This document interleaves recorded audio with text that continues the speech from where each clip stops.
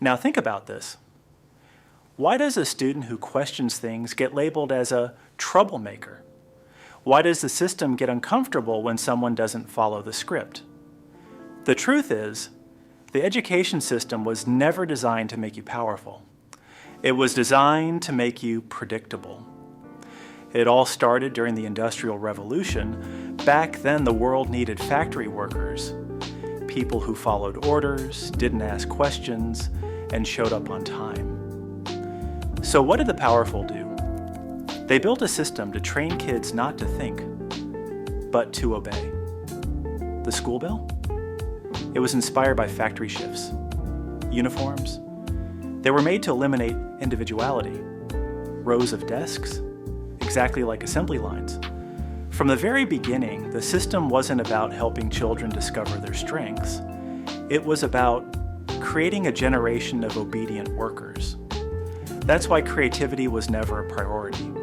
That's why emotional intelligence, communication, financial skills, or self-awareness were never part of the curriculum. Because these things make you independent, and the system didn't want that. Fast forward to today, it's 2025.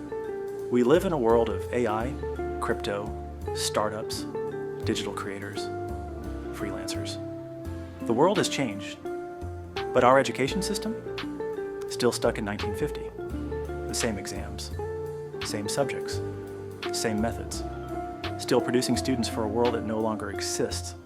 We now have tools to learn anything from anywhere. YouTube, ChatGPT, Skillshare, free coding platforms, design tutorials. But in school, if you learn something outside the syllabus, it's not counted. If you ask, why do we need this? They say, it's in the curriculum. Let's be real. When was the last time someone used the Pythagorean theorem in real life? Or wrote a letter to the municipal corporation? Or solved 3x plus 5 equals 17 at work? We're learning things we'll never need, and ignoring things we'll need every single day. What about taxes, relationships, managing anxiety, earning money, building a brand, speaking confidently, handling rejection, networking, investing, running a business? None of these are taught, but you're expected to survive in the real world without them. It's like giving someone a sword in the age of drones, and then blaming them when they lose. Meanwhile, the students who score high marks are celebrated, as if that's the only definition of intelligence. But no one tells them. The real world doesn't reward marks. It rewards value. What can you do?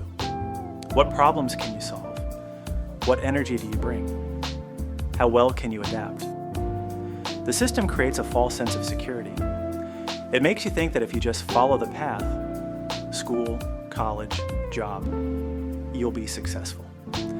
But then you enter the real world and realize there are no marks here. There are no report cards, just results, just consequences. And here's the dangerous part. The system creates mental slaves. People who wait to be told what to do. People who need permission to think big. People who can't handle uncertainty because they were never trained for it. That's why so many students graduate with degrees but feel lost. They follow the plan. They did everything right, but life still feels wrong because the system taught them everything except how to live. It taught them how to solve equations, but not how to solve problems. It taught them history dates, but not how to make history. It taught them to remember facts, but not how to form opinions.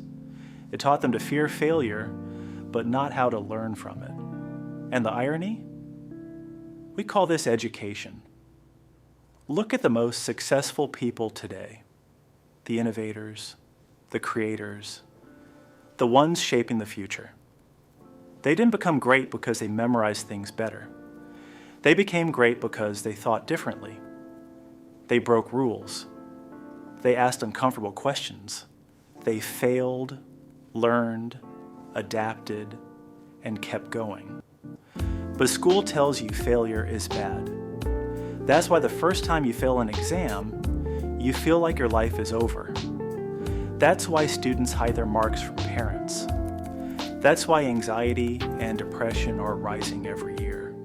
Because we've built a system where your entire worth is based on a number out of 100. You could be a brilliant artist, a born entrepreneur, a natural leader. But if you can't write 3 essays in 2 hours on a boring topic, you're labeled weak. You could have the most curious mind, but if you ask too many questions, you're distracting the class.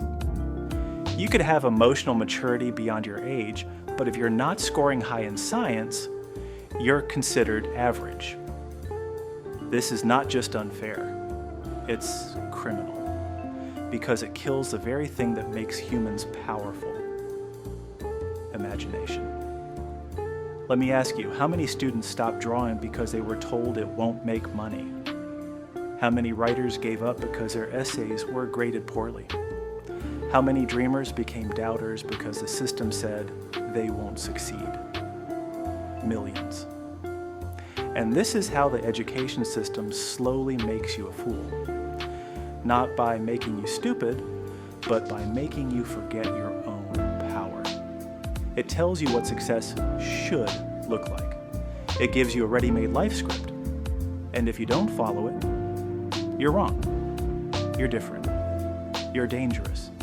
But maybe that's exactly what the world needs right now. More dangerous minds, more rebels, more rule breakers, more people who don't wait for permission to live fully.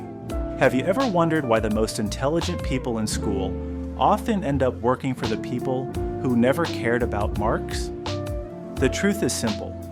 The education system doesn't reward intelligence. It rewards obedience. It doesn't grow your thinking. It limits it. From the moment you enter school, you're told what to do, how to sit, what to memorize, and what to become. You are trained to follow, not to lead. They teach you how to cram facts, write exams, and chase grades. But they never teach you how to think, how to question, how to fail, or how to rise. You sit in a classroom for years, learning subjects you may never use, solving equations that won't matter when you're trying to pay bills, build a business, or survive heartbreak. Nobody tells you how to manage your emotions, how to speak with confidence, how to